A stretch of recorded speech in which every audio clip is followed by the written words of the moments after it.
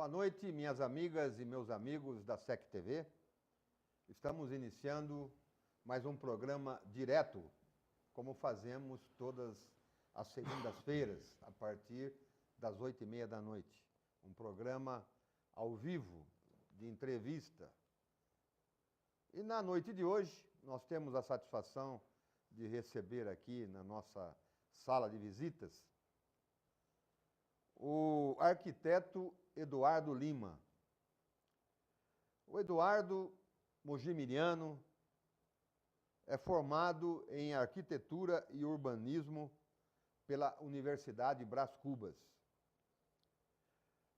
Tem especialização em conforto ambiental. E o que seria conforto ambiental? É sol, vento, acústica. E também pós-graduação em gestão de ensino. É professor de linguagem arquitetônica no cursinho pré-vestibular Objetivo. É professor de projeto de edifício, projeto urbano e conforto ambiental da Faculdade de Arquitetura e Urbanismo da Pontifícia Universidade Católica de Campinas, desde 1979.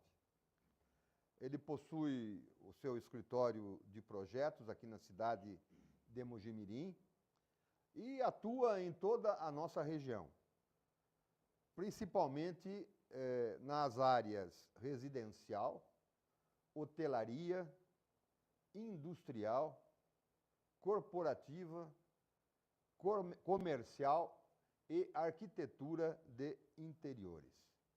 Então, passo a vocês o convidado do direto dessa noite, o arquiteto Eduardo Lima. Boa noite, Eduardo. É um prazer recebê-lo aqui no nosso programa. Boa noite, Ricardo. Eu quero inicialmente agradecer o convite feito, de certa forma um reconhecimento pela trajetória que a gente teve ao longo desses anos. Quero também me dirigir ao telespectador e aos internautas, que eu sei que são em grande número,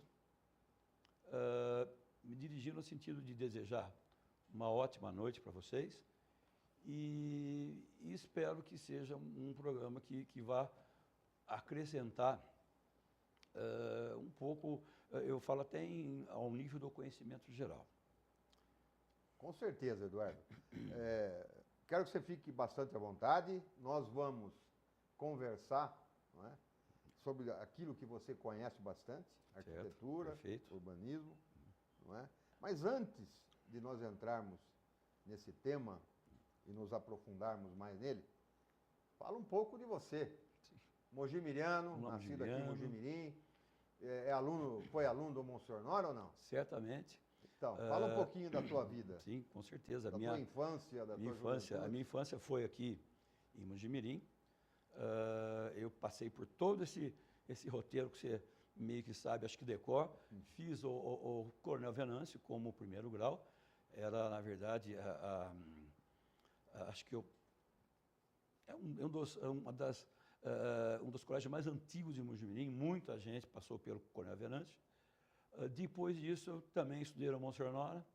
Tive uma trajetória no Monsenhor Nora bastante interessante. Você é da época do científico ainda? Ou é do... Não, eu já era do científico. Colegial. Do colegial, exatamente. Era a época do colegial. Tive uma passagem também muito interessante no colégio Irmãos Maristas. Era um colégio de padres franceses, onde eu tive uma oportunidade, e foi muito interessante na minha vida também, de estudar por 2 anos, que me deu uma formação um pouco mais, eu diria, eclética das coisas, né? Um conhecimento do mundo sob uma outra ótica, um pouco fora, na verdade, do que a gente tinha aqui em Mojimirim. Depois disso, eu fui para São Paulo, fui fazer o colegial. Eu fui terminar, na verdade, o colegial em São Paulo. E quando eu fui para São Paulo... É aquela fase que a gente termina e, ao mesmo tempo, faz o cursinho preparatório. É isso mesmo. Eu fui, acho que, se não me engano, no 2º ano de colegial para São Paulo. E já iniciei trabalhando também numa empresa de engenharia. Era uma empresa que trabalhava com concreto protendido. na época que o concreto protendido estava iniciando, eu diria assim, mais maciçamente aqui no país. E, juntamente com o colegial, eu passei a fazer o cursinho para arquitetura. E aí eu entrei na Universidade Brás Cubas e eu acho que eu sempre tive uma certa queda, um certo desejo de atuar na área do ensino.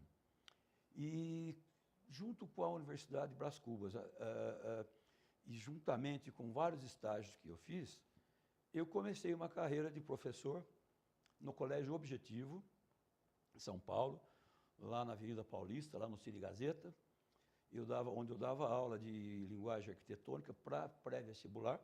Na verdade, é uma atividade que faz anos que eu já não faço. E aí eu me formando, eu peguei monitoria na área de conforto ambiental, fiz uma especialização em conforto ambiental, e eu, até antes de me formar, eu fui para a PUC Campinas, onde eu fiz um tipo de um exame seletivo interno, e eu fui contratado para iniciar como professor e instrutor, até antes de me formar em 1978. E a partir disso... Você se formou em 1979. Em 79. Isso, e no último semestre, através de um professor meu, na universidade que eu estudava, ele me levou para a PUC para fazer um tipo de monitoria com ele. E naquele ano mesmo eu já prestei um concurso interno da PUC e aí iniciou a minha carreira, eu diria assim, como professor universitário. Não é pouco, são 36, 37 anos.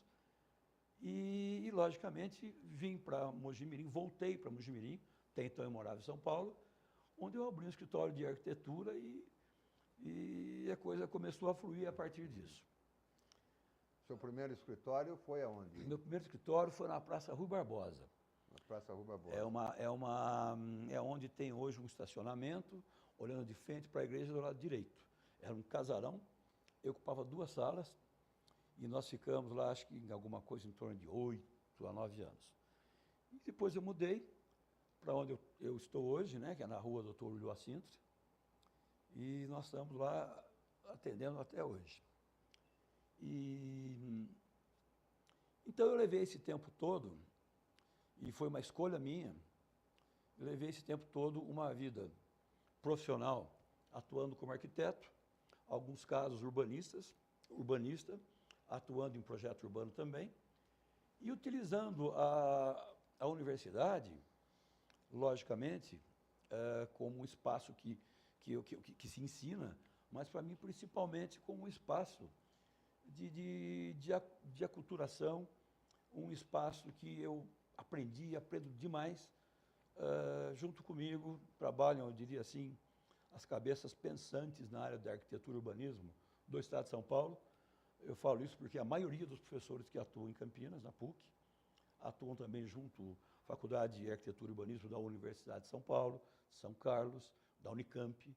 Então, eu fiz com que, através dessa prazerosa, vamos assim dizer, atividade, eu me situasse, se não junto com eles, mas pelo menos absorvendo o que eles têm para falar. E assim, estamos aí até hoje, cabelo branco já, né? 30 e poucos anos, 79, 36. 36 anos. Esse ano, em maio, eu faço 37 anos de Universidade de Campinas. Eu comecei bem cedo, eu era, durante quase uns 10 anos, professor mais novo da faculdade.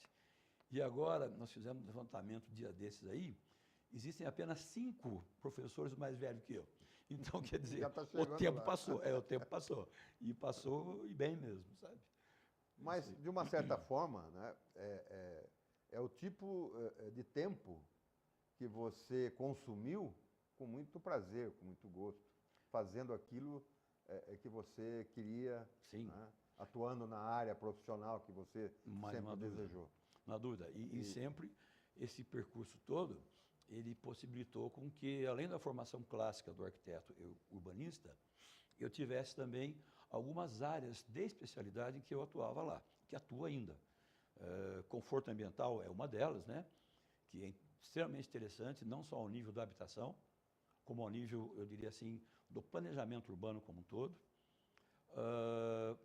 projeto de recorte urbano também extremamente interessante, onde eu atuo na universidade, há uns bons anos já, eu atuo na orientação de trabalho final de graduação. Cada ano eu sou responsável por 8 alunos. Esses 8 alunos desenvolvem, num primeiro momento, um projeto urbano de alguma área, normalmente áreas que são carentes de receber algum incentivo, algum incremento, principalmente na área de equipamento e urbanismo.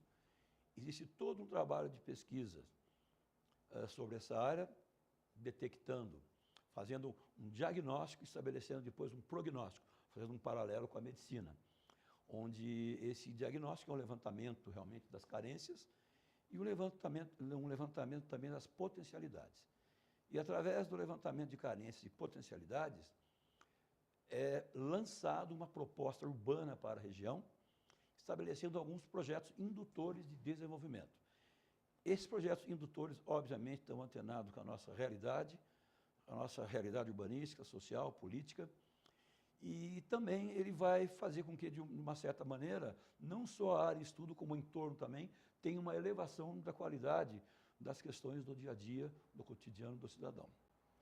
Eduardo, nós vamos abordar alguns temas que eu considero importantes, relativos à nossa região, Lógico. mas principalmente a nossa cidade, Mojimirim, que é onde é a origem tua. Sim. Mas, para começar, vamos falar um pouquinho de projeto residencial, por exemplo. Vamos. Você deve ter aí uma gama de projetos. Sim. Como que inicia o projeto? O contato seu com o cliente? É o cliente que dá as coordenadas? Sim. Muitas vezes você é obrigado a interferir, ou o cliente sempre tem razão? Como é Não, acho a maneira de... ele tem que achar você que sempre entendeu tem o que eu razão, na falei? verdade. Lógico. Isso até eu tenho uma aula de prática de formação abordando exatamente isso. Desde o embrionamento da ideia até o produto final, que é a edificação em si, e a gente estende um pouquinho até a detecção de alguns problemas, eu diria assim, pós-ocupação desse edifício. No âmbito residencial, nós temos inicialmente uma entrevista com o cliente. Normalmente é um casal que vem com os seus sonhos, com as suas expectativas, as suas esperanças, e vem, obviamente, com algumas intenções pré-estabelecidas, né? É óbvio, eu sonho ter uma casa assim, assado, enfim, independentemente do tamanho disso, da dimensão que a casa assume. E essa entrevista é em forma de um briefing que eu tenho já há mais de 30 e poucos anos, onde a gente primeiramente setoriza a habitação, não importa a dimensão. A gente setoriza em áreas de uso social, uso de serviços, íntimo e lazer. Como eu te disse, não importa, Ricardo, o tamanho da habitação, a dimensão disso. Até uma kitnet, ela tem que cumprir essas 4 funções. A área de serviço de uma kitnet, ela está representada eventualmente pela pequena pia, uma pequena linha de serviço acoplada a isso, e está acoplada ao banheiro também que existe. Uma área social do kitnet, que é um espaço mínimo, é representada pelo sofá, por um ambiente que você possa sentar e trocar informação e receber amigos, enfim, e ter um convívio. E a área de íntima seria aquele mesmo ambiente de estar que eu tenho durante o dia, ele é transformado eventualmente no ambiente íntimo, onde eu tenho um sofá, vira uma cama, e eventualmente o ambiente que é uma bancada de TV, alguma coisa desse tipo, é o espaço que corresponde ao ambiente de lazer para o mesmo cômodo. E com isso eu quero dizer que não independe do tamanho. Qualquer habitação ela tem que cumprir, tem que suprir essas 4 funções básicas. Então, eu faço esse briefing, eu setorizo a casa nesses 4 setores e vou conjuntamente ao casal, né, com o casal, nós vamos dissecando, vamos assim dizer, cada espaço, cada ambiente. Desde perguntas do tipo, O que é uma cozinha? É uma cozinha que você recebe, uma cozinha pequena, é mínima, você toma a refeição fora, é basicamente aqui, ela é integrada com o ambiente de sala, eu tenho espaço de lazer, não tenho. Como é que é essa parte íntima da casa? Qual é o nível? Se vai para cima, se é no mesmo piso da habitação? Enfim, é um questionamento que a gente faz para poder saber realmente as necessidades e os desejos. E nessa mesma entrevista, a gente estabelece, através do conhecimento prévio que a gente tem, do comportamento da trajetória aparente do Sol, das condições topográficas, das incidências dos ventos. Normalmente, nossa região é sudeste, ventos predominantes. Através da topografia, que eu já citei aqui, através dos visuais, a gente estabelece na hora com o cliente algumas possibilidades de implantação e ocupação da habitação. E a gente, ao estabelecer isso, a gente estabelece não porque te gosta, porque quer ou porque é bonito. Aliás, essas três palavras não existem dentro da arquitetura. O arquiteto é proibido falar porque eu quero, porque eu gosto, é bonito. Você tem que fundamentar isso tudo, através da trajetória aparente do Sol, os ambientes de dormitório, que precisa receber o sol da manhã por efeito profilático, uma varanda, por exemplo, protegendo um ambiente de longa permanência, o ambiente de trabalho de bancadas, por exemplo, ele teria que ter um sol, vamos assim dizer, o mínimo possível, ou nascente ou poente, jamais poder descer ao norte. Então, com essas premissas visuais, com o desejo, ele já sai de lá, o cliente já, com alguma noção do que é possível dentro do que eu julgo tecnicamente ideal para a casa dele. E o que vem depois disso aí, eu chamo de bijuteria até, né? Eduardo, eu estou ouvindo Lógico. você e estou aqui pensando. Telespectador, tem muito telespectador que Sim. está nos assistindo, Mogi Mirim, Mogi Guaçu, Estiva Gerb, né? Que está louco para ter uma consulta com você, gratuitamente aqui no programa. Poxa vida, é um Então, prazer. eu Imenso. quero colocar o telefone aí da TV, da SEC TV, coloca aí, Dirceu, nosso telefone, o nosso e-mail, não é? E pode fazer a pergunta para o nosso entrevistado essa noite, o arquiteto Eduardo Lima. Né? Quem sabe você tem alguma dúvida e tal. No último bloco do programa, a gente vai esclarecer para você, com o Eduardo, essas dúvidas ou alguma ideia, sugestão que você queira ter com o nosso entrevistado. Está aí na tela o nosso telefone, é o 3806-4333, e tem também a pergunta que pode ser feita através do portal im44.com.br. Desculpa, vamos lá. Responderei com todo prazer. Eu sei disso. E nós estamos falando, então, finalizando. Finalizando, existe todo um anteprojeto a ser feito. Esse anteprojeto, ele é encomendado para o meu escritório e, como eu comentei há pouco, esse anteprojeto, ele é calcado em premissas técnicas, além do que tem que cumprir o desejo, logicamente, de quem está me contratando. Esse anteprojeto, ele é aprovado, ele é avaliado, logicamente sujeito a uma série de alterações e de reorganização, até de desejos, né, em função de algumas questões colocadas por mim nessa primeira entrevista. É feito um projeto executivo. O executivo vai, normalmente, é endereçado, ele é mandado para o pessoal dos cálculos estruturais, de elétrica, hidráulica e etc, etc. Fazemos também, como pacote do nosso escritório, os projetos de instalações, na verdade, instalações que diz respeito, na verdade, à locação de pontos elétricos, lógica, telefonia, ar-condicionado, esgoto, enfim, tudo que diz respeito à infraestrutura para gerar uma habitabilidade na habitação a ser criada. Qual foi o maior projeto residencial que você já fez? Maior em termos de área? De área. Puxa vida, eu não recomendo para ninguém. Pode até ser, a gente falar absurdo, né? O médio quanto é, Eduardo? 200 metros? Não, eu tenho feito... Na verdade, como eu falei, eu não tenho... O ideal quanto seria? Depende, um Ricardo. Casal com 2 filhos? Depende. Muito, né? É difícil você qualificar. Eu tenho feito vários projetos de 90, 80, 100, 120, prazerosíssimos, inclusive, onde você tem ambientes que funcionam como um múltiplo uso, onde você consegue sobrepor funções no mesmo espaço. Isso é rico, é criativo e está mais de acordo com a linha da sociedade contemporânea.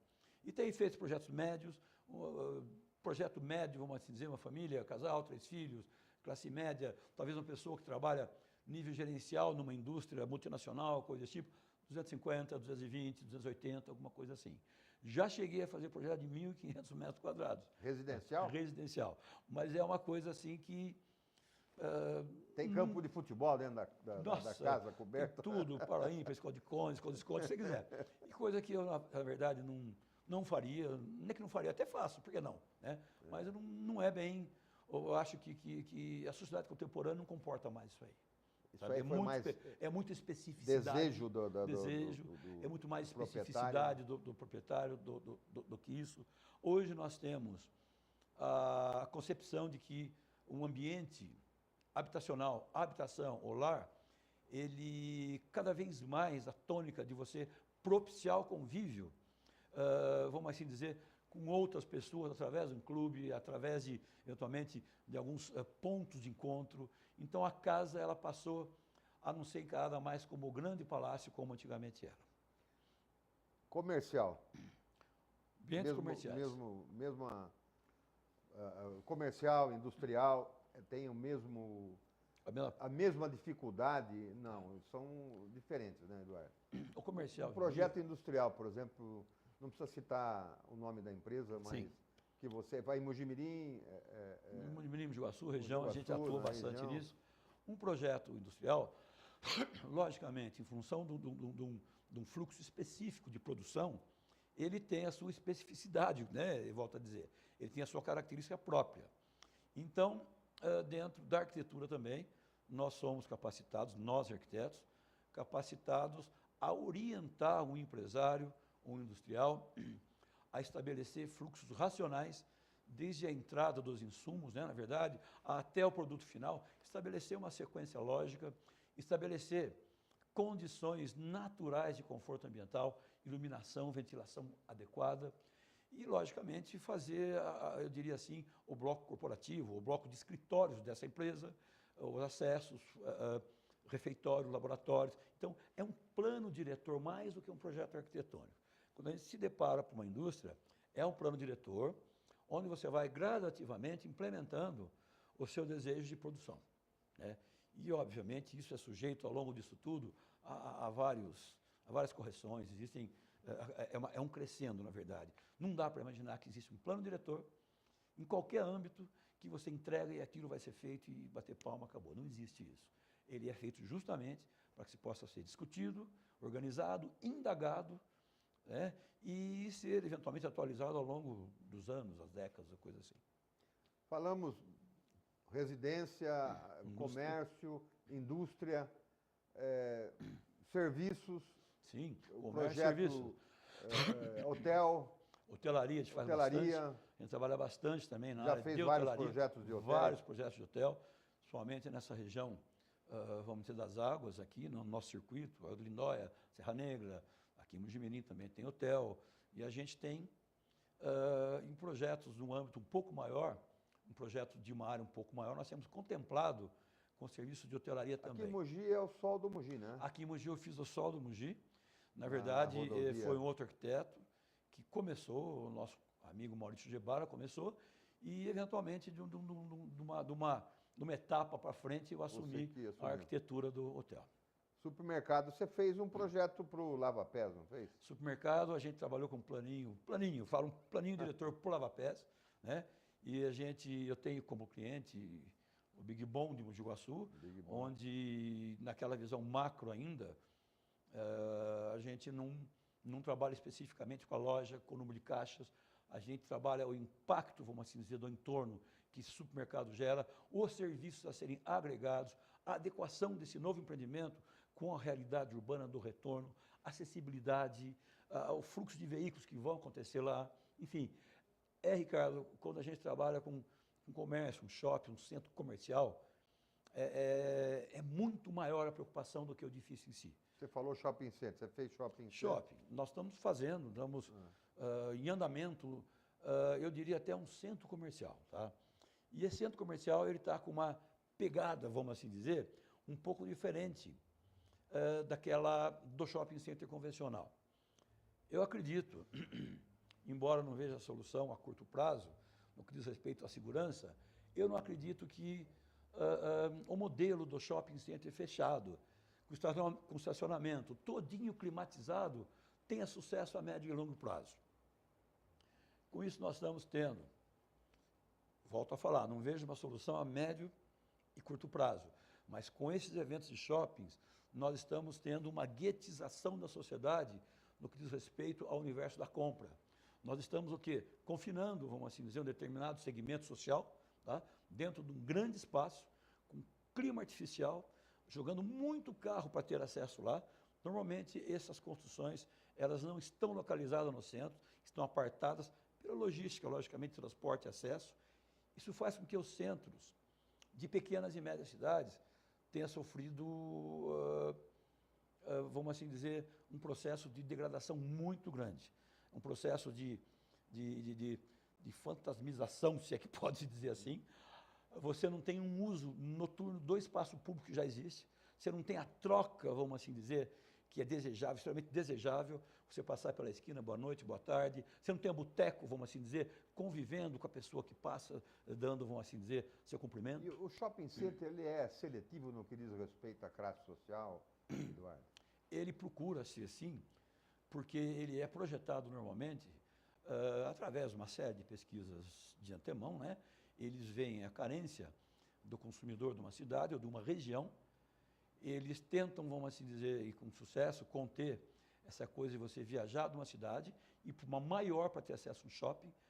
Todos os serviços internos que esse shopping vai ter, normalmente são os serviços que tem nos shoppings de grandes centros.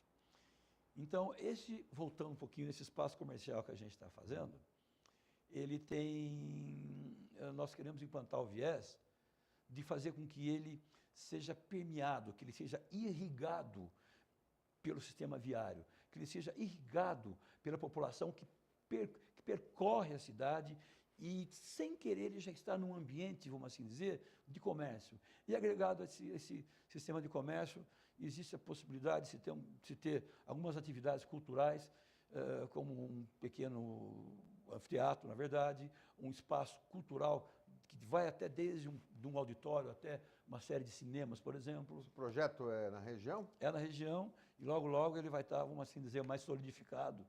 E nós estamos batalhando isso tudo.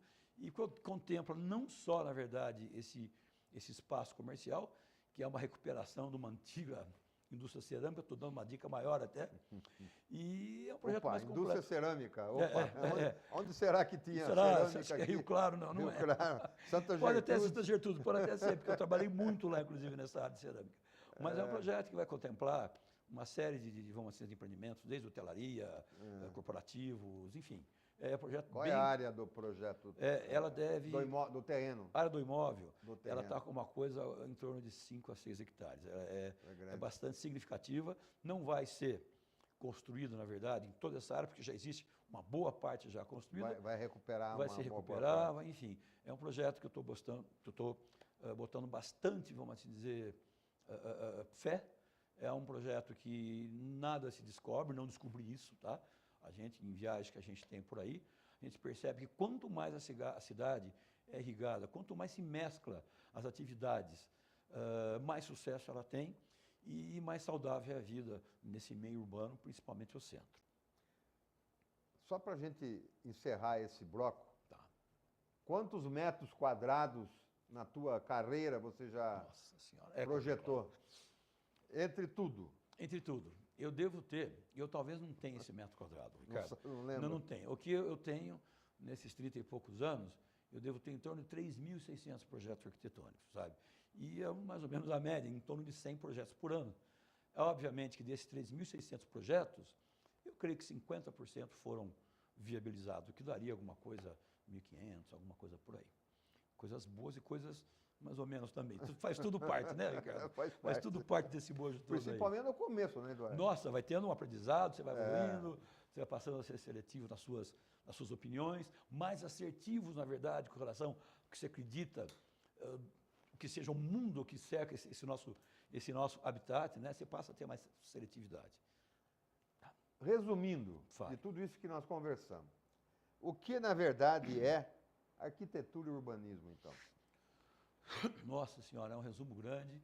Isso, existem várias teses acadêmicas, de mestrado, doutorado e pós-doutorado em cima desse assunto, mas o resumo, sintetizando isso aí e falando um pouquinho superficialmente de cada área que eu vou abordar agora.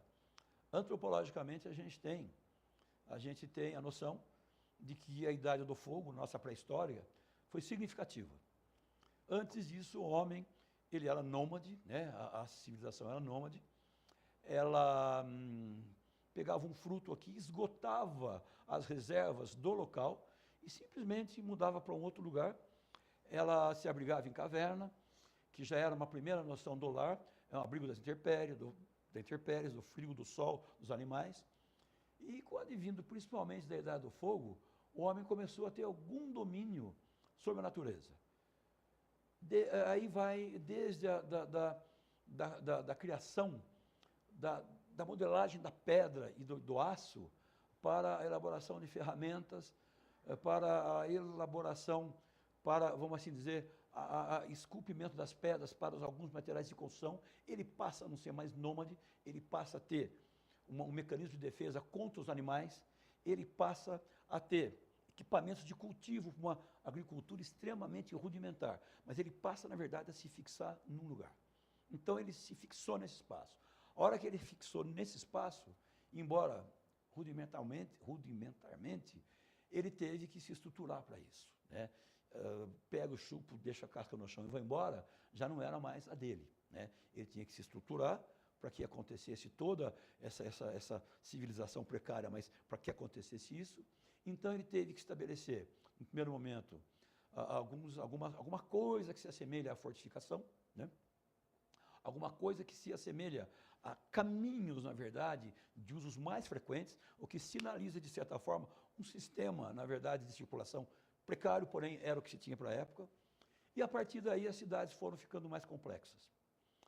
Com a complexidade das cidades, pelo próprio instinto de sobrevivência, passando pela Idade Média, com aqueles castelos, aquelas construções intramuros, e passando, vamos assim dizer, pelo Renascimento, falando artisticamente, falando, né, pela nossa história, passando pelos conceitos da Revolução Industrial, a cidade se tornou muito complexa.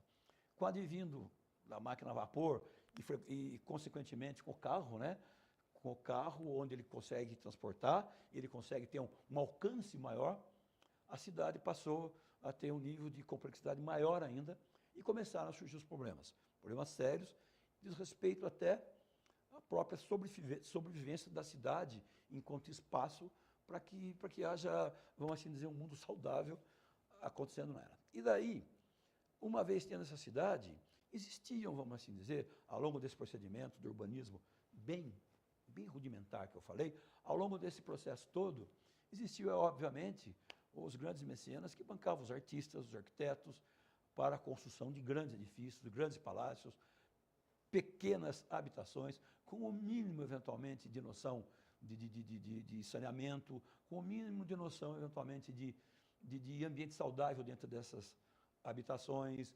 aberturas, portas, e aí a arquitetura começou, de certa forma, a florescer. E aí a arquitetura e o urbanismo chegou num determinado momento que ela foi obrigada a se fundir, a fusionar.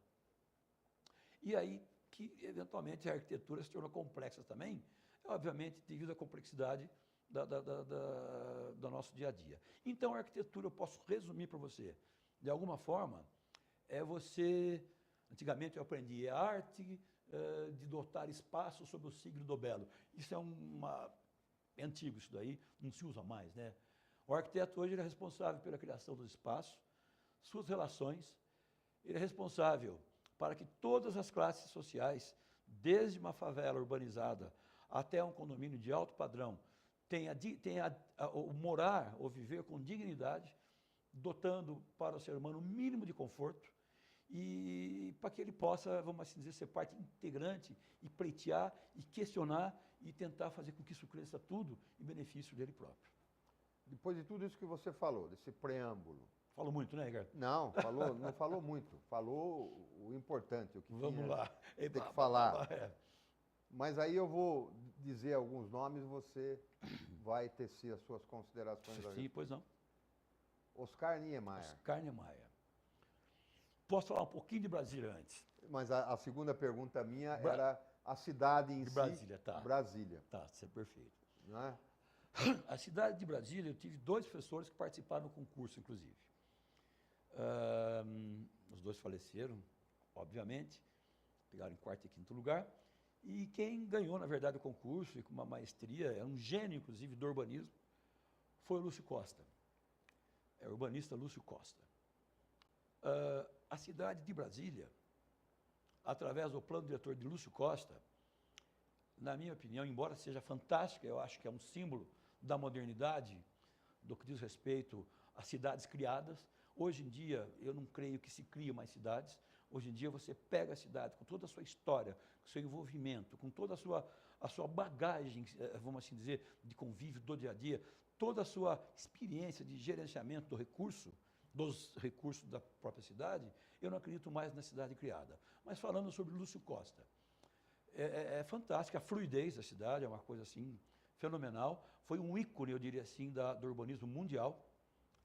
Eu tenho algumas ressalvas no que diz respeito à própria composição e constituição do plano urbanístico de Brasília. Não é consideração leviana, não é gosto ou não gosto, e tem algumas fundamentações nisso. Uma delas é a ausência, como eu falei para você, de cruzamento, de boteco, do bom dia, do boa tarde. É uma cidade que tem um modelo, vamos assim dizer, talvez pela época, Juscelino Kubitschek, 1 ano em 5, né? Não sei se você lembra desse época do Brasil Grande, época do carro, época de vinha Ford, Chevrolet, a Volkswagen, empresas, vamos assim dizer, de capital externo, lógico. Industrialização A automobilística. Do automóvel. Então, a cidade de Brasília é feita para o automóvel. Eu tenho uma questão, eu tenho a minha ressalva nesse sentido, com diz respeito a Brasília. Ela não tem calor humano, não né? Não tem calor humano, ela é tudo longe, distante.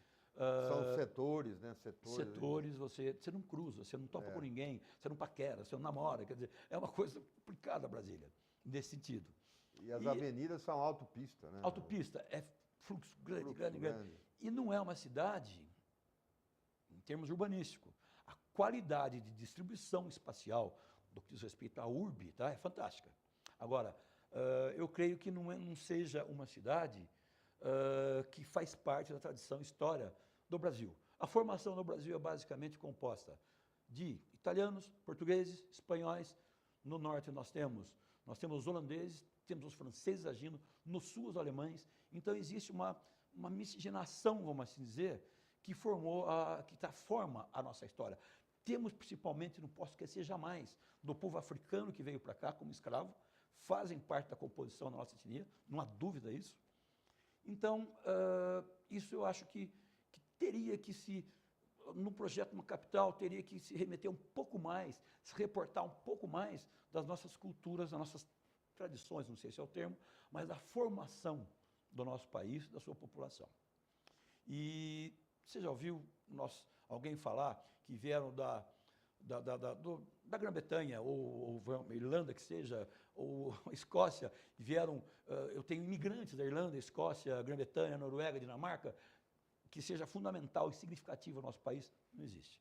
Ao contrário dos Estados Unidos. Lá sim teve esse tipo de composição, eu diria, da população, e, obviamente, por uma série de questões culturais, o percurso, a trajetória dos Estados Unidos, até pela indústria fordista, na verdade, que foi o início de toda, vamos assim dizer, a industrialização do automóvel nos Estados Unidos, o conceito do grande, do petróleo barato, ela continua até hoje. Não muito mais, mas até hoje. Então, a cidade americana é um modelo que eu creio que tem uma certa proximidade com o urbanismo de Brasília. E a nossa cidade ela teria que ser um pouco mais, vamos dizer, meio que humana e compondo com todos esses imigrantes que nós devemos respeito a eles. E aí, fechando... Oscar Niemeyer. Oscar Niemeyer, ele chegou não, Juscelino Kubitschek, fantástico, né? Não chegou em nenhum lugar. Oscar Niemeyer ele tinha uma relação com o Juscelino Kubitschek desde Belo Horizonte, onde ele projetou várias coisas, principalmente a Pampulha, aquela região que é maravilhosa, é um show mesmo. E Oscar Niemeyer não tem que falar, ele é um gênio, né? Ele ali é arquitetura, é escultura, ele é um poeta. Todos os edifícios deles, plasticamente, são perfeitos. Tá? E ela cumpre, na verdade, eu acho mais essa parte simbólica da cidade, capital de um país. É uma cidade que, eventualmente, tinha a função de mostrar para o mundo, olha, nós estamos aqui, vamos assim dizer, com o pé muito no futuro. E foi o que esse cara, Niemeyer... Catedral de Brasília. Catedral de Brasília, falando, não conheço o prédio. Deu trabalho para os engenheiros, mas... Deu. Catedral de Brasília foi bom você citar, Ricardo. Eu não conheço a construção mais linda do que a Catedral de Brasília na minha vida. Dentro da ideia de que você entra, ou você tem uma coisa assim que não existe. Eu não conheço coisa igual. Muito bem. Nós estamos conversando no programa direto dessa noite com o arquiteto Eduardo Lima. Nós vamos fazer um intervalo agora, Eduardo. Aí no segundo bloco, nós vamos vir com fotos, slides, e aí o tema vai esquentar um pouquinho também. Tá ótimo. A gente volta daqui a pouco.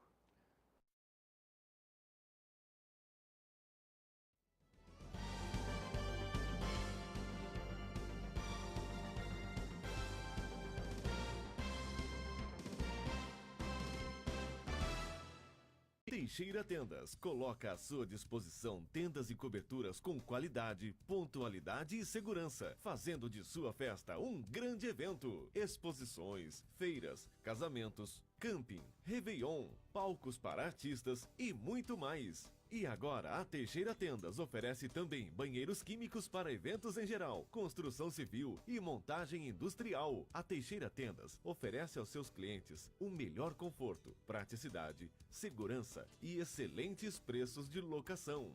Faça uma consulta teixeiratendas.com.br ou através dos nossos telefones. Teixeira Tendas. O que há de melhor em tendas e banheiros químicos, você encontra em Teixeira Tendas. Bar do Tina, gostosa tradição, todo dia almoço campeão, rodízio de pizzas e massas, o melhor self-service da praça. No almoço tem carne no espeto à vontade, toda quinta tem rodízio de porções, tem música ao vivo, quinta, sexta e aos domingos, venha curtir um som, Bar do Tina, gostosa tradição. Bar do Tina, gostosa tradição em Mojimirim, agora também em Rio Claro.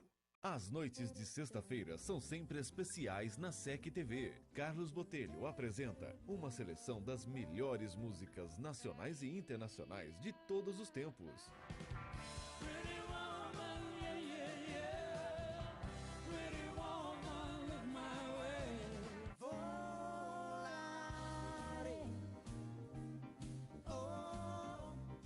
Carlos Botelho apresenta sexta, 8h30 da noite. SEC TV, feita pra você. No Alto Posto 2600 você encontra abastecimento com combustível de ótima qualidade, troca de óleo especial e lavagem completa. Alto Posto 2600, Pedro Botese 2600, Tucura, em Mojimirim. Manasson Eventos, a melhor opção para o seu evento. Equipamentos da mais alta tecnologia em som e iluminação. Estruturas especiais para todo tipo de evento, sociais, públicos ou empresariais, como exposições e palestras. Possui telões, projetores, suportes e fantásticos infláveis. Seja seu evento grande ou pequeno, não abra mão da qualidade. Manasson Eventos, 3549-6150, 8272-0339. Visite o site e saiba mais, manasson.com.br. Na Drogaria Progresso você encontra uma completa linha de perfumaria em geral, manipulação de fórmulas, produtos Natura, Boticário e ainda perfumes importados. E tem promoção para telespectadores da SEC TV. Falou que viu o comercial aqui na SEC TV? Você ganha na hora pelo menos 20% de desconto. Drogaria Progresso, em Mogi Guaçu, na Avenida Emília Marque Martini, 1435. Atenção para o Disque Entrega, atendendo em Mogi Guaçu, Mojimirim e Estiva Gerbe. 3831-2498. Drogaria Progresso. Entrevistas, bate-papo, atualidades e personalidades da região. Nas noites de sexta-feira, com Ataíde Martins. Eu te convido a participar dessa conversa. Afinal de contas, é sempre um grande encontro. Encontro marcado. Sexta, 7h40 da noite. E reprise no domingo, 13h. SEC TV, feita pra você.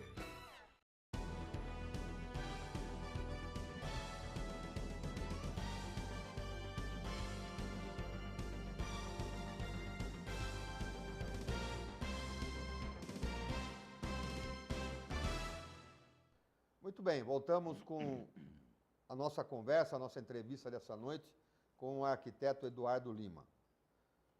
Já deu uma descansada, tomou um pouquinho de água, porque o homem está que está, né?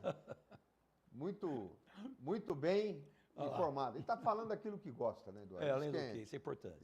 Que é importante. Importante. O Eduardo, nós temos algumas imagens para ilustrar um pouco a sua participação aqui, principalmente da Faculdade de Arquitetura e Urbanismo.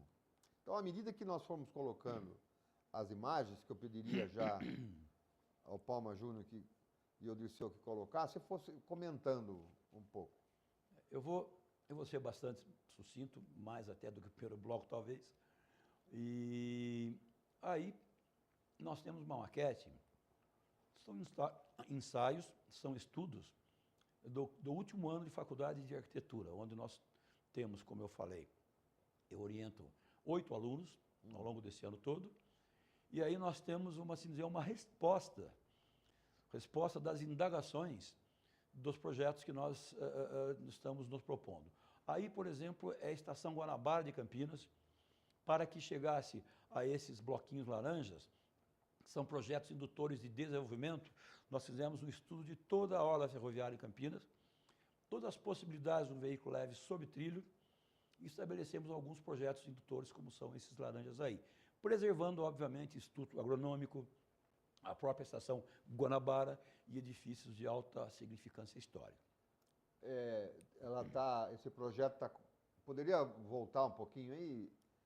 Esse laranja é o projeto em si. Isso. Correria em cima de que avenida, mais ou menos, em Campinas? Aqui embaixo eu tenho a Barão de Itapura, aqui mais abaixo um pouco. Perto desse prédio laranja de baixo? Perto do laranja direita, um pouco abaixo, eu tenho o Instituto Agronômico, para você ter uma ideia.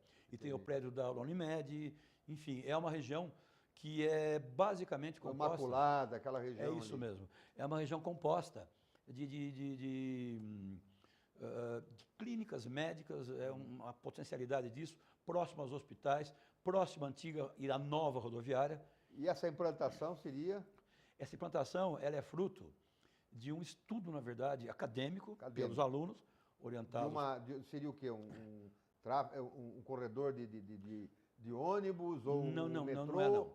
Da Estação Guanabara, esse traço laranjado, ela parte desde a Estação FEPASA, onde tem os museus de Campinas, começa 13 de maio, ela parte desde lá, e existe uma ideia, logicamente, experimental e acadêmica, que ela passe pelo Taquaral, vai até a Praça Arautos da Paz, chega em Anhumas eu tenho, na verdade, esse roteiro cultural, histórico nosso, até Jaguariúna. E esses edifícios são os edifícios indutores de desenvolvimento da área. O próximo? Essa daí é um estudo também, é um ensaio, logicamente. É um dos edifícios que vocês viram no momento da maquete anterior, né? Esse é um dos edifícios, e em função de todo esse planejamento de estudo e indagações de caráter urbano, esse edifício é um produto de um aluno, por exemplo, que desenvolveu um espaço de hotelaria, onde eu tenho a condição, especificamente nesse, de ter longa, curta e média permanência. Isso tudo dentro de uma contextualização, ele não está isolado. Tá? O próximo do seu? O próximo é aquele projeto, que é um hotel, né? Inclusive, como eu falei. O próximo é esse aí, para que eu possa edificar, nós entramos também em ensaios estruturais. Aí, no caso, eu tenho uma composição de estrutura metálica, o concreto armado, protendido, eu tenho todo o contexto urbano acontecendo, mas, na verdade, é um ensaio mais de estrutura do projeto. O próximo aí é um dia de apresentação, é uma pré-banca, nós temos uma banca final.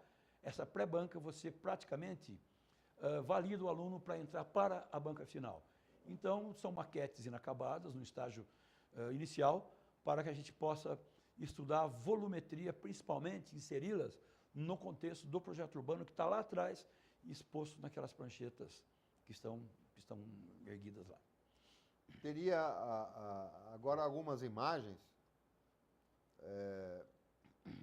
onde num portfólio de imagens que você também rapidinho, por poucas reservou coisas, e tal, a gente poderia começar a entrar e falar um pouquinho a respeito, porque seria interessante realmente mostrar ao telespectador isso. Lógico, vamos lá.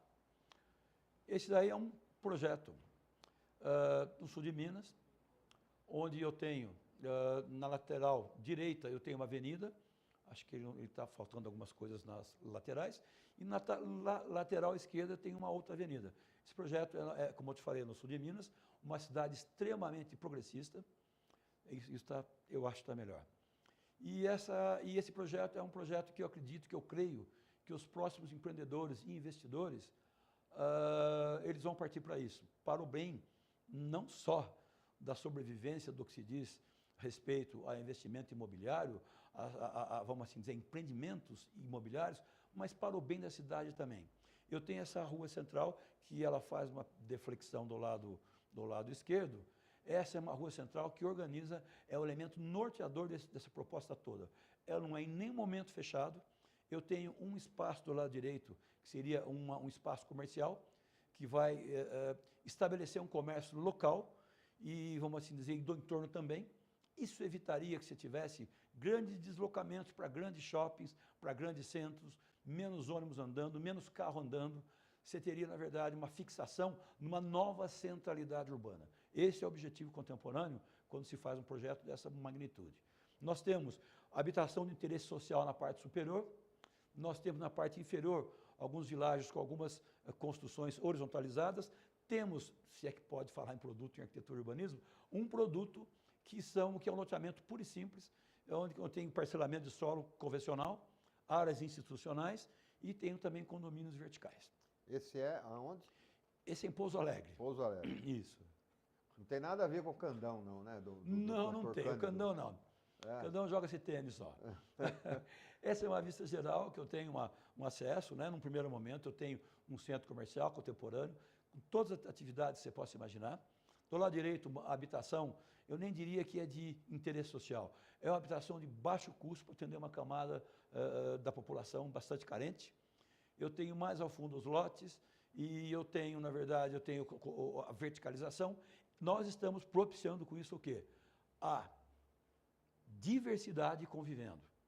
Inclusive para poder até ter, vamos assim dizer, uma estrutura, eu diria até emocional, para conviver com a adversidade. Então você precisa conviver com a diversidade para você conseguir suportar e conviver com a diversidade e evitar essa xenofobia que nós estamos tendo, essas homofobias e outras bias mais da vida aí. O próximo? O próximo é um zoom daquele lá, né, onde eu tenho um centro comercial. Ele é extremamente contemporâneo, essa proposta aí, né? Pode ir passando, pode ir passando. Essa é uma proposta também que eu acredito muito. Eu tenho próximo a uma rodovia, também é meio que distante daqui, onde eu tenho um bloco habitacional lá atrás, com torres de apartamento de 3 dormitórios, torres de apartamento com 2 dormitórios, uma torre de hotelaria. Eu tenho uma torrezinha baixa, é mais horizontalizada, corporativa e talvez na área da saúde. Eu tenho um pequeno centro comercial que tem uma passarela que interliga desde a hotelaria, centro comercial, as torres, e aproveitando, logicamente, todo o terreno e propiciando um convívio mais interativo e meio que irrigado pela própria cidade. Tá? É outra vista aí. Lá atrás eu tenho uma portariazinha, lá atrás, que vai passar para o condomínio convencional fechado. É um projeto, eu diria assim, que meio contempla todos os segmentos aí que a gente pretende. Tem mais imagens? Tem. Podemos ir colocando... Não, essa aí é um outro projeto também, é um condomínio. Essa é a parte de lazer do condomínio. Fiz questão de mostrar. O embrionamento da proposta não é via computador. Isso é no braço, é à mão realmente. Esse é o nosso procedimento do nosso escritório. A gente trabalha em cima desse princípio para depois gerar imagens repetitivas através do computador. Esse é um espaço de lazer também do condomínio, onde você tem todo um procedimento de uso comum, né, de uso, vamos dizer, dos moradores do condomínio, recentemente lançado, inclusive. Esse é um exemplo do espaço corporativo. Lá ao fundo eu tenho, corporativo não, desculpa, é um espaço de showroom numa grande empresa, o bloco administrativo e ao fundo todo o parque de produção deles. Isso aí é mais para complementar também, é um projeto de Cristo Demais, é um espaço de eventos, espaço para eventos. Ele tem uma certa contemporaneidade, mas como está no meio rural, ele tem aquela pegada, aquele viés mais voltado para o descontraído e para o despojado. Complementa também, eu tenho um lago, né? Se quiser dar um zoomzinho aí interessante também, por favor. Não tem condição lá, não sem problema. Aí a gente atuando, vamos assim dizer, com o poder público, né? Esse projeto me foi encomendado também. É um centro cultural, onde eu tenho um auditório para 800 pessoas, salas de atividades, exposição, possibilidade de ter uma orquestra, uma sinfônica com arquibancada ao ar livre, estacionamentos. É a gente também atuando nesse segmento. Atuando também bastante em arquitetura de interiores, né, e ambientação, particularmente isso aí é um showroom de uma empresa na área do mobiliário.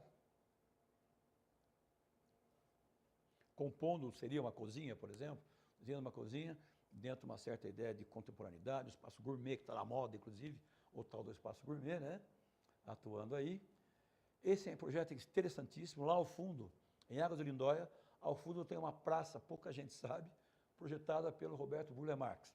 É um famoso paisagista, principalmente na década de 60, 70 e início dos anos 80, onde eu, para não afetar essa paisagem e para não fazer, vamos assim dizer, uma ambientação muito concreta e modernista, eu utilizei o esquema de um rancho mesmo, com fechamentos em vidro. Eu tenho total permeabilidade visual e eu me sinto na praça do nosso amigo Burle Marx. É um projeto mínimo, um apartamento de 60 metros quadrados, que nós utilizamos um recurso. Eu tenho essa tela, atrás da tela eu não tenho nada, apenas um espelho, e a tela está meio solta nesse espelho, ele está rebatendo, vocês podem ver que do lado esquerdo eu tenho o móvel rebatendo todo, o que gera a sensação de amplidão visual. Quer dizer que, na verdade, mínimo. É o espelho que dá a sensação de profundidade. De profundidade do espaço, exatamente. Do espaço, né? Legal. A gente atuando também, nosso escritório atuando também no projeto minúsculo, por que não, né? Esse é um banheiro, né? É um banheiro um pouco mais sofisticado, né? A gente tem todo um bloco de tocador, tem um bloco de banheira e ducha e apartadamente o vaso. Também é um projeto que a gente tem satisfação de trabalhar. Aí é um projeto de uma residência, é uma residência térrea, onde algumas premissas, alguns princípios de conforto ambiental estão inseridos aí. Eu tenho o norte, se você voltar um pouquinho rapidinho, naquela lá eu tenho o norte voltado para a direita, desculpe, os dormitórios todos voltados para o sol da manhã, todo espaço de lazer lá ao norte lá, todo espaço de lazer voltado por uma vista, é quase que uma encosta aí, na verdade, e a imagem gerada através desse projeto é aquela próxima que você passou. Peço a gentileza de mudar. É essa daí, né? Estou no canto, estou tendo o visual de toda a área de lazer, com uma piscina, uma lâmina d'água, coisa assim, gerando, a casa não é grande, mas com aquilo a gente gerou uma certa integração do espaço. É um outro projeto também, que tem uma área de lazer, tem um espaço fitness, é um sobrado, na verdade, tá? Essa é a fachada de alguma residência também que a gente fez lá, é mais contemporânea, né? Essa aqui é um outro espaço, olhando dos fundos também, onde toda a parte de baixo é totalmente integrada, sem compartimentação de ambientes. Essa é o interior da casa, aqui eu estou abrindo a porta. Ao abrir a porta da sala, eu vislumbro toda a casa, né? Vislumbro toda a casa, todo o ambiente para poder gerar algo mais integrado. Esse projeto aqui em Mojimirim, inclusive. Esse projeto é Espaço Cidadão.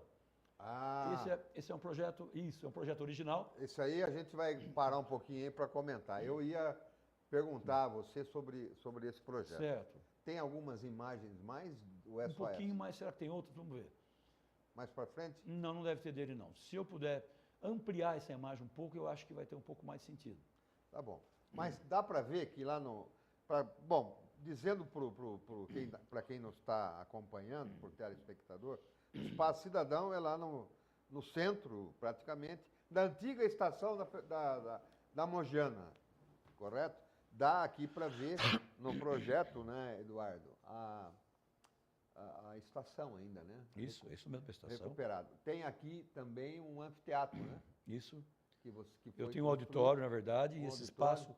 espaço, na verdade, Ricardo, é um piso permeável, tá? Correto. É porque eu não posso jamais, num local que eu estou aí, é uma baixada, na verdade, eu não posso impermeabilizar jamais esse piso. E aquilo ali é aquele prédio onde está o INSS hoje, a área de Isso, promoção do lado social, direito, é isso mesmo. que está construído, já estava construído quando você elaborou Isso, o estava. projeto. E esse edifício, de certa forma, eu acho que foi com toda a boa intenção, não há dúvida, mas se eu tenho o eixo da rua Conde de Parnaíba, eu tenho os visuais de quem da praça vai para Conde de Parnaíba, ele inibe, limita um pouco, vamos assim dizer, aquela paisagem que eu tenho gerado pelo verde do Recanto, por exemplo. Mas ele está aí e vamos trabalhar com o que a gente Aquele tem. verde no fundo é o depósito da antiga Caixa. Antiga né? Cais, exatamente. Aquele verde no fundo. O que você fez na antiga estação? A antiga estação nós demos. Foi recuperada? Foi. A ideia básica da antiga estação era gerar um espaço de requalificação do professorado paulista. E achei interessantíssima, inclusive, a ideia. Nós trabalhamos em cima desse briefing passado pelo prefeito. E nós fizemos uma biblioteca também, de utilização deles, um espaço de acesso à informática, onde seria informações, eu diria assim, virtuais chegando aí. Nós fizemos algumas salas de uso, fizemos um espaço onde você pudesse acontecer um happy hour ao longo da plataforma toda e fizemos um auditório preservando e conservando todo o interior, vamos assim dizer, tiramos aquela casca toda de alvenaria, de reboco e deixamos aquela casca de alvenaria adequando condições acústicas e eletroacústicas aquele espaço final. E o interessante é que no bojo desse meu projeto, eu imaginei que um dia a gente pudesse recuperar toda aquela imagem que a Orla Ferroviária Mojimileana tinha, né? Onde você tem, na verdade, eu lembro da biquinha da Mojana, você lembra também, com certeza, eu tinha, vamos dizer, um visual muito interessante, o trem fazia uma curva lá no lado da biquinha Mojana e ia embora e ganhava a Estrada de Itapira. Na minha ideia, eu gostaria de ter, na verdade, gostaria que fosse retomado isso, mas é impossível, já está... é onde é o 100 hoje. Né? É onde é o 100, exatamente. Fui buscar muita água lá, que você não imagina. Também. Então, eu criei lá um teatro, né, para 300 pessoas, me desculpe, em cima, e sob esse teatro, um espaço de exposição à semelhança do MASP São Paulo. Ali ao lado do prédio tem um projeto de uma arquibancada, Eduardo? Isso, tem também. Lá é um pórtico, vocês vão ver sem essa arquibancada, é um pórtico que eu deixaria de uma forma assim constante, permanente, e esse pórtico abrigaria arquibancadas móveis que pudessem ser montadas, né, na verdade, conforme a conveniência para desfile cívico e outras coisas mais. Vale dizer também que eu tenho toda uma ideia, aí está meio tímida, mas a gente tinha toda uma ideia de arborização e um pequeno recanto arborizado, lá que você consegue ver, arborizado com um espaço, com um ambiente de estar sombreados aí, e a gente tem também esse piso, como já existe hoje também, todinho equipado para grandes feiras, Feira do Produtor e outros eventos mais aí. Ficou inacabado, né? Ele está realmente necessitando de dar vamos assim dizer, um sprint final nisso para se consolidar. E eu tenho numa outra, eu acho, uma cobertura tensionada, projetada, onde eu tenho alguns pilares inclinados próximo à estação.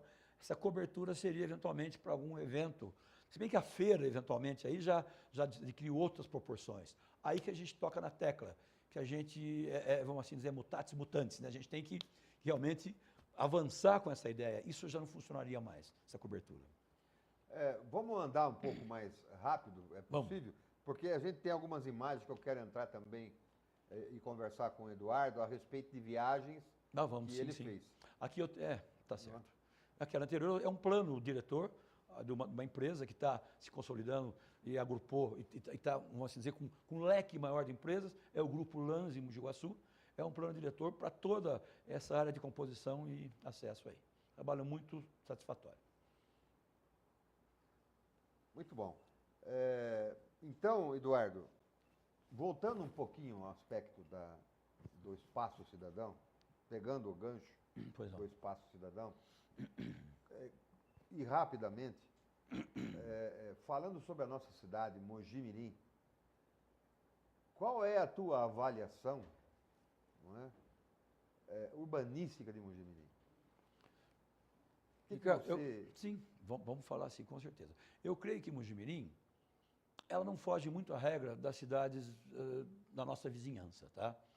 E é obviamente que, urbanisticamente falando, não dá para se analisar nada se você não contemplar, obviamente, ações políticas, ações de investimento de recursos oriundos do Estado e da nação, na verdade, né? Não dá para você considerar o urbanismo, não pode ser feito sobre bases românticas, não existe isso. Você tem todo um conjunto, eventualmente, de fatores que interagem e propicia, na verdade, vamos assim dizer, um plano urbano, um planejamento urbano a ser seguido.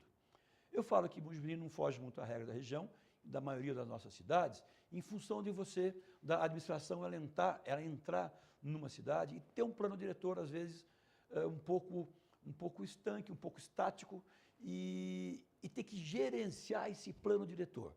Não ter agilidade, não ter a capacidade, eu diria assim, técnica, porque não é realmente das administrações municipais serem especialistas em urbanismo nem arquitetura, mas ela não tem essa agilidade, essa capacidade de gerenciamento de soluções dinâmicas que possa ser alterado. Então, se resume, infelizmente, a aprovar projeto e vamos assim dizer, estabelecer e trabalhar em cima de um plano diretor. Julgo ser necessário, não só em Mogi Mirim, mas que exista uma comissão liderada e, vamos assim dizer, e comandada pelo CAU, Conselho de Arquitetura e Urbanismo, que seria acionado em cada cidade, cada projeto que extrapole um pouquinho o que está no plano diretor, cada projeto que teria que ser incentivado pelo poder público, cada projeto que envolva a parceria público e privado, ele ser avaliado, analisado de uma forma global, regional, e sair um pouquinho do dia a dia, eu diria, administrativo, do plano diretor da Secretaria de Planejamento e Obras, coisa assim. Então, eu julgo que, eu não vou falar especificamente de Mogi Mirim, mas existe essa necessidade, também em Mogi Mirim, de se ter, na verdade, uma visão um pouco mais global e mais contemporânea para onde o urbanismo tem que caminhar. E afastada das ingerências políticas. Assim, não, isso aí com certeza, isso aí, não há dúvida. Eu diria até, Ricardo, desculpa interromper, eu diria até que todo arquiteto urbanista, secretário de planejamento, ele tem que estar num primeiro momento, tem que estar concatenado, alinhado e acreditar eventualmente no que o gestor público quer elaborar para a sua cidade nesses 4 anos. Se não tiver esse alinhamento, se não tiver essa vocação, essa necessidade, essa capacidade de vamos transformar para o bem do próprio município, isso vai reverter para a gente logo, logo. Se não tiver, vamos assim dizer, imbuído dessa intenção, eu creio que nada dá certo. Não falo especificamente de Mogi Mirim, já volto a falar, vamos assim dizer, do sistema, eu diria assim, político nosso como um todo. Falando de loteamento, por exemplo, que você mostrou. Hoje está muito em moda os loteamentos fechados. Sim, sim. Não é? Isso não dá uma diferenciação social muito grande para Nossa, foi muito bem. Foi muito bem abordado por você isso aí. Dá, realmente, é verdade. Nós, no meio acadêmico, universitário, no meio de pesquisa na área de urbanismo, a gente, volto a falar, embora seja inexorável, embora não tenha jeito, estou construindo uma casa dentro de um condomínio, por questão de segurança, é muito delicada a situação. Eu estou meio no sentido de faço o que eu estou falando, não o que eu estou fazendo, tá? Porque é complicado a questão de segurança, não há dúvida. Mas a partir do momento que a gente começar, eu falo, vamos assim dizer, o planejamento das cidades, o poder público principalmente, conjuntamente com a iniciativa privada, começar a fazer com que a infraestrutura urbana do centro da cidade já existente promova empreendimentos, promova verticalização controlada. Não vão verticalizar porque é pecado. Não, verticalizar Deus perdoa, Ricardo. Não há problema, desde que seja dentro de uma certa lógica de conforto ambiental, de permeabilidade de ventilação, de acesso, de aumentar ou adequar a infraestrutura urbana em função disso. Nós estamos falando em adequar e não levar a estrutura urbana. Então, o centro das cidades como um todo, porque é uma infraestrutura antiga. E teria que adequar, teria que se fazer tudo isso. Mas muito, existe, muito. Lógico, mas existe uma vida consolidada lá.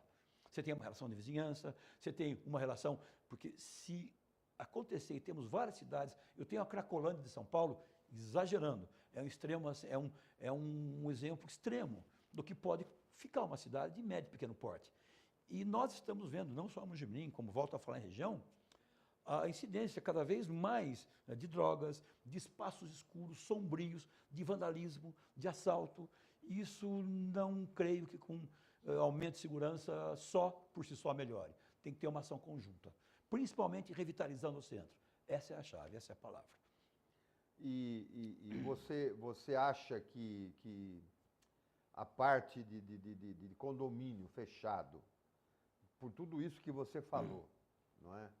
É a maneira ainda correta também? É a maneira correta. O que nós estamos fazendo, eu tenho projetos de condomínio fechado, são encomendados condomínio fechado para eu desenvolver. E a legislação, aqui em Mojimirim, por exemplo, ela foi adequada para isso? Porque não era permitido se fazer condomínio fechado por uma série de razões. De razões, E uma das razões são essas que eu te falei, na verdade. O direito de ir e vir, o direito de você usar a via pública, uma série de circunstâncias. É nesse viés que eu falo que, enquanto técnico, arquiteto, urbanista, na verdade, a gente procura adotar todo o condomínio fechado, todo o loteamento fechado, inclusive, todo o entorno, que se tem uma infraestrutura para que a gente gere novas centralidades e evite deslocamentos.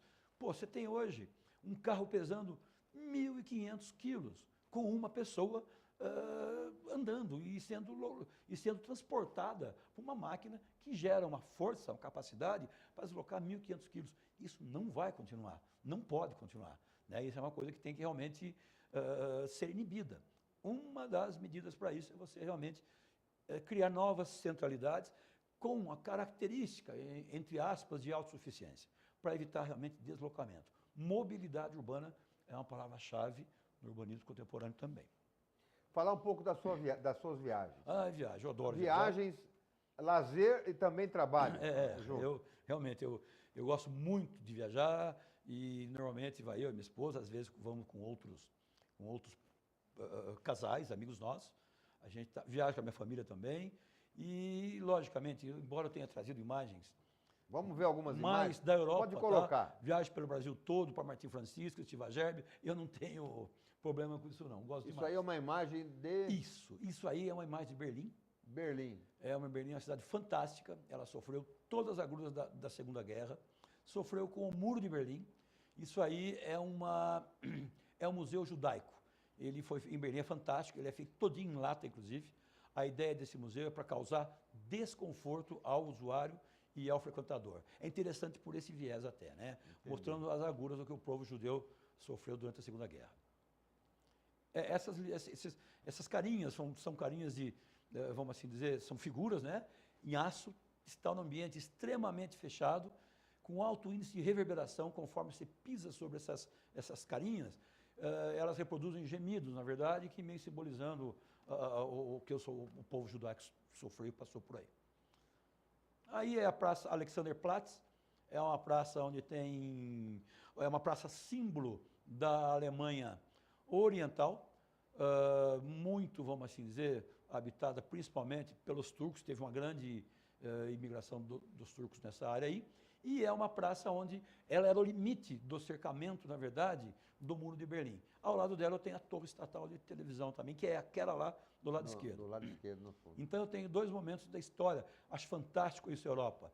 Os monumentos, eles convivem extremamente bem, vamos assim dizer, enquanto paisagem urbana. Aí também, a Berlim, nós temos a Alemanha Oriental, e do outro lado do rio Spree, se não me engano, Rio Spree. Do outro lado eu tenho uma arquitetura típica da Alemanha Ocidental. São igrejas antigas, seculares, onde eu tenho uma intervenção totalmente contemporânea para mostrar uma imagem sacra, por exemplo. Aí, gente, não era para estar aí, mas são preservativos, na verdade, né? A máquina. De máquina, distribuído à população. Eu vi, eventualmente, 3 botõezinhos lá, logo imaginei, ser pequeno, médio e grande, mas não é. São preservativos diferentes aí, gente. Um pouco de humor. Aí onde eu falei que você caminha sobre aquilo lá e gera um ruído, assim, terrível e muito triste. Aí eu tenho a margem do Rio Spree, qualquer solzinho que vem, o pessoal se posiciona aí como se fosse o recanto mojimiriano, vai? acontecendo aí. Aí eu tenho o parlamento alemão, fantástico. Aí é uma região onde eu tenho os ministérios e o parlamento, é uma região em Berlim, que comanda hoje em dia a Europa. Interessantíssimo, aí eu tenho a Praça da Ópera em Berlim, e lá não dá para dar um zoom, né? Mas eu tenho uma bicicleta com 5 lugares, e um dos lugares é o do guia. E quanto mais você pedala, você auxilia o guia a percorrer a cidade Dá para toda. dar zoom aí? Não? Não dá, não tem problema. Isso aí eu diria assim, é um tour interativo, vamos assim dizer. Aí, né, é um dos poucos lugares que tem ainda marcados, vamos assim dizer, e que esse traço vermelho, onde era a Alemanha Oriental Ocidental, vários metrôs passavam por baixo desse vermelho, saía da Alemanha Oriental de um lado, passava sob a Alemanha Ocidental, impedidos de fuga, e tinha acesso à Oriental. Aí é simbólica, quem fez essa construção aí é o Norman Foster, aí chama-se Ralph Bahnhof, que é a estação central de Berlim. Daí saía normalmente os soldados, vamos assim dizer, para a Europa toda. Aí é o muro, é um resquício do muro, né? Eu tenho, vamos dizer, o pessoal, os judeus principalmente, sendo assassinados aí. Aqui, olha, trágica e triste imagem, né? Onde eu tenho a queima eventualmente, do botim humano, na verdade. Tem o desfile nazista, terrivelmente organizado, não deve ter ninguém despenteado nisso, né? Uma coisa bem né? Aí eu tenho, logicamente, as cenas do muro, terríveis, os enforcamentos. Aí é um resquício do Muro de Berlim, que é preservado, com imagens, e eu diria seria um museu aberto ao terror aí, né? Berlim, totalmente reconstruída, aí entrou a iniciativa privada e o poder público. Essa praça, essa região toda da Potsdamer Platz, ela foi restaurada, aí também, aí o Sony Center, restaurada pela Sony e pela Mercedes-Benz. Aí eu tenho a torre de televisão, é uma vista do hotel que eu estava, é fantástica essa visão aí, é uma coisa, peguei só metade da torre, desculpa, eu nem sabia que essa foto estava assim também, mas tudo bem. Aí eu tenho Paris, Paris é uma cidade apaixonante, só para ter uma ideia, eu tenho aí o Rio Sena, tudo que fica ao lado de cima chama Rive Droit, e o de baixo, Rive Gauche, que é onde tem a ala mais efervescente e espontânea de Paris, né? Eu tenho o sistema de metrô de Paris, estação a cada 500 metros, é fantástico. Aí é um projeto de desenho do mobiliário, é no metrô, você nem senta e nem encosta, você senta e encosta, para espiadas rápidas, muito fantástico.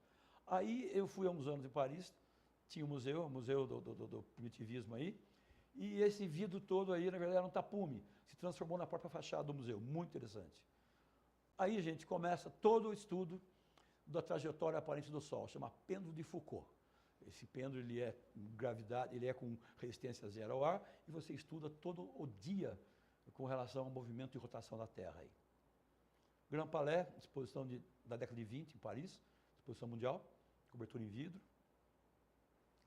Aqui é o La Défense, a Paris moderna. É o típico, Ricardo, é uma Paris projetada para ter shoppings, comércio, escritórios, etc. Não tinha habitação aí. Portanto, não era um espaço que era, vamos dizer, ocupado integralmente. Quebrou, faliu, eles estão colocando habitação junto. Um país que tem liberté, égalité e fraternité só pode ser um país interessante, né? Com certeza.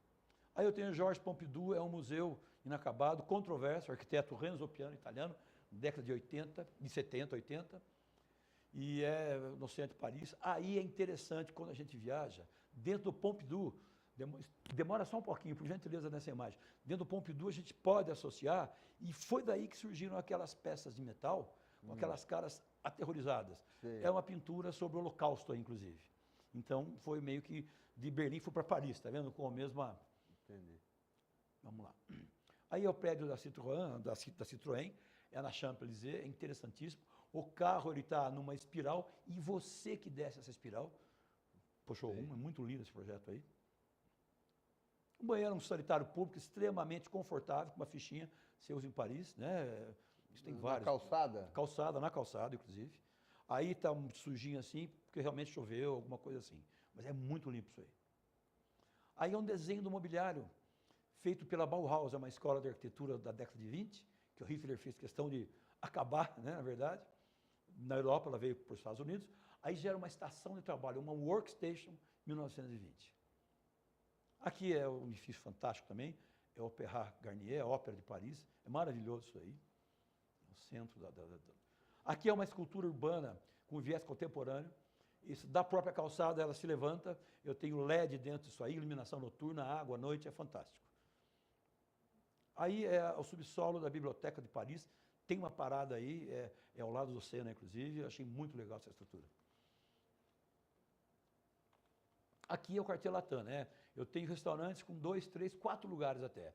Na verdade, é um local latino, perto da Sorbonne, inclusive, onde aí existem intelectuais desde a década de 20, 30, enfim, discutindo e frequentando aí, é o lugar da boemia em Paris. Olha, a gente ia ficar aqui a noite inteira, né? Eu acho. Porque realmente o arquivo que você tem é fenomenal, Eduardo. Não, obrigado. Eu até sugiro o seguinte, uma outra oportunidade a gente eu agradeço. Continuar. E já passou, hein? Porque o tempo está se esgotando. Isso mesmo. E antes de encerrar o programa, Lógico. eu gostaria ainda de fazer uma pergunta para você. Por favor. Não é? Política. Uhum. Alguma vez você foi mordido pela mosca ou alguém convidou você para disputar alguma eleição ou ocupar algum cargo público, Eduardo? Cara, eu não sei particularmente se eu tenho perfil para política. Eu tenho atuado a vida inteira na iniciativa privada, eu tenho o meu negócio, então talvez a tomada de decisão minha seja um pouquinho mais centralizadora, talvez. Então eu não sei se eu tenho esse viés. Mas sim, na década de 80, logo após eu formado, o professor Adib Shaib me convidou para ser candidato a vice-prefeito dele. E na época foi o nosso grande amigo Vandir Rondon, inclusive. Não sei se você está lembrado disso. Lembro. E foi pego... eu estava saindo da prefeitura. Eu fui pego de surpresa, eu não sabia nem o que estava acontecendo, né? Você não aceitou? Eu tinha 26, 27 anos, coisa desse tipo. Fez muito bem não aceitar. Eu acho que... E numa outra oportunidade também, o PTB, através, inclusive do Barro Munhoz, me convidou. Na época, ele estava não esperando a minha decisão, mas ele gostaria que eu concorresse, e eu declinei, e entrou o nosso querido amigo Jamil Bacar também. Então foram 2 vezes que meio que deram uma... E participar de governo, na área de planejamento? Volto a falar, nunca participei, Ricardo. E eu tenho um pouquinho de receio que essa independência com que eu atuo em todas as minhas causas, pode ser que não seja, às vezes, pode ser que haja conflito de interesses, a não ser que tenha, vamos assim dizer, um alinhamento maior com o executivo, com o prefeito ou coisa assim. Antes de terminar, eu vou mostrar um vídeo que nós fizemos. Eu gostaria que você comentasse esse vídeo rapidamente. Lógico. 1 minuto. Perfeito. Tá. Aí meu escritório, né? Aí é o meu pessoal, nós temos, eu falo meu pessoal, o pessoal que colabora com a gente. Eu tenho 3 arquitetos, 4 estagiários de arquitetura, a minha filha trabalha comigo, ela é arquiteta também. Minha esposa está na parte comercial, né? E minha sala, o meu ambiente de trabalho é compacto, onde eu tenho mais flexibilização para poder atuar. Esse é o Celso, ele está com o Celso Mendes, ele foi meu estagiário em 80 e pouco, nós estamos juntos há 28 anos, ele tem participação direta no meu escritório, ele compõe, na verdade, junto comigo, o meu escritório, meu sócio, né? Esse tempo todo, e um está meio que completando o outro aí. Aí são os estagiários, na verdade, né? É onde a gente gerencia esse projeto meio que junto. Nada no meu escritório, eu pretendo que não passe sem a nossa anuência. Eu trabalhando, fazendo uma pose bonita aí, cheio de projetos em cima, coloridos, e para dizer como é meu trabalho, como é meu ambiente de trabalho, não é nada sofisticado. É isso aí, eu falando agora, pronto. E o endereço? Endereço é Rua Doutor Ilha Sintra, 1045. Telefone? Telefone 3862-0645. Pode marcar uma um papo, uma consulta, uma visita, um café, enfim, uma água, enfim. Eu estou batendo papo com você aqui, meu celular está recebendo mensagem de vários amigos. Ótimo. Eu cito aqui o Chico Batalha, que mandou um Chico, abraço. muito amigo nosso. Vitório Cavenaghi, professor. Muito bom. Enfim, estão todos atentos, assistiram o programa, gostaram muito. Agradeço a audiência de vocês todos, e está chegando ao fim realmente. Agora vem aí o Pastor Nélio, às 10 horas. Vem o Pastor Nélio. Mas eu queria, antes de terminar, Eduardo, Pois não. marcar essa presença tua aqui com um agradecimento Rapaz. da direção do programa, Nossa, eu da estou... equipe. Muito obrigado pela sua participação, pela presença. Volto a falar, estou muito honrado com o convite. Nós vamos reprisar o programa amanhã, a partir das 14 horas, das 2 horas da tarde. E no final de semana, sábado, domingo, o programa é reprisado várias vezes. Estaremos aí na casa de vocês um bom tempo ainda. Sem dúvida, pela nossa emissora, pela TV aberta, Certo. e também pela internet. Quem não pega a SEC TV porque mora em São Paulo, mora nos Estados Unidos, mora em Berlim, pode assistir Pronto, pela, por que não? pela, É pela isso internet, né? Através do portal im44.com.br. Eduardo, muito obrigado pela sua presença. Foi realmente muito bom a gente conviver Conversar e essa hora e meia papear aqui. isso aí, foi não é? ótimo, passou rapidíssimo. Tenho certeza que o telespectador também gostou, os nossos amigos. E a semana que vem, nós vamos receber aqui, no nosso programa, na próxima segunda-feira, o Marcelo Paganini. O Marcelo Paganini é de Mogi Guaçu, é o diretor do SENAC de Mogi Guaçu. Ele vai estar com a gente, está aí a foto do Marcelo na televisão. O Marcelo, que é diretor lá do SENAC, é o convidado do direto para a próxima segunda-feira, a partir das 8h30 da noite. Eu quero agradecer a atenção de todos, um abraço a todos, bom descanso e até o próximo direto da próxima segunda-feira, se Deus quiser.